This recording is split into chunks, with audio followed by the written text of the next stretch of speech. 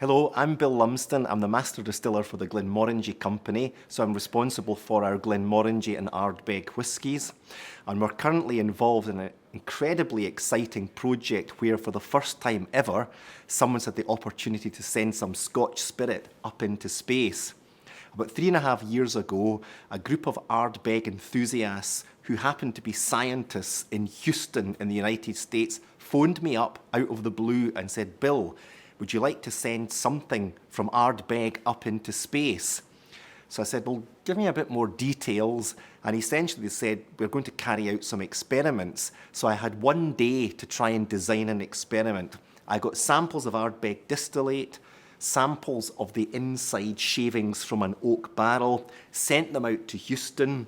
The guys from Nanoracks, which is their company, packaged them together in these unique little vials called mix sticks. It then went to Kazakhstan and was fired up in a rocket up into space. Eventually that docked at the International Space Station, and at a predetermined time, the astronauts on the space station cracked the mix sticks to mix the liquid and the wood together, and I did exactly the same down here on Earth at the Ardbeg Distillery.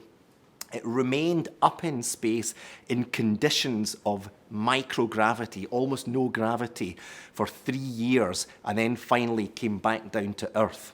So I now have the vials with the precious liquid in it, and I'm analysing them using some fancy scientific techniques, but also using the best techniques for assessing whisky, this and this, my nose and palate, to see if there really is any difference in the way spirit interacts with wood in conditions of microgravity.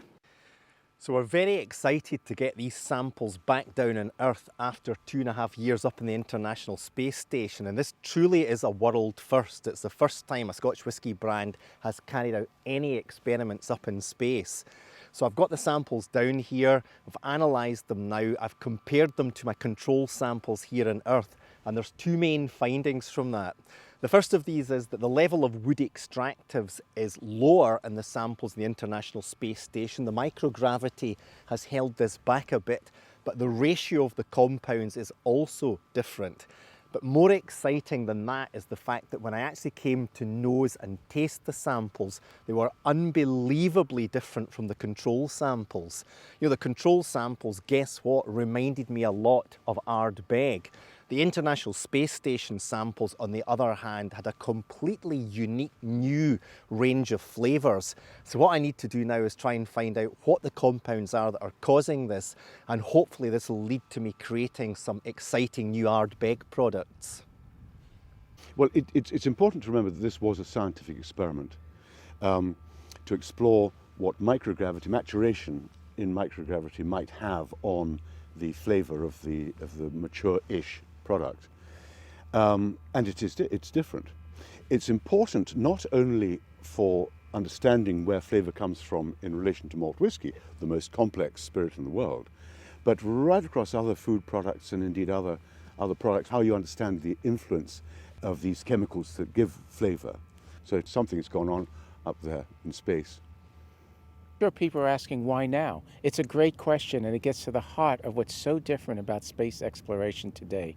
10 years ago, we had the space shuttle, and you think about it. It only went for 10 days or 12 days. It wasn't enough time to do this sort of basic and applied research on food flavorings and biological materials. Now we have the International Space Station, and we have lots of ways to go up and lots of ways to come down. So you're able to do the sort of industrial research you just couldn't do before. But there's also another difference. Before, governments controlled space completely. And we're entering a new chapter where companies like Nanoracks can engage with companies like Ardbeg and do what we might call commercial research. Sure, it's going to help a lot of the industry. It's going to change food flavorings, our understanding of a lot of products, but it is a commercial research product. And that's something new. It's something very exciting because it's really going to usher in a new age of making, we hope, better products here on the ground.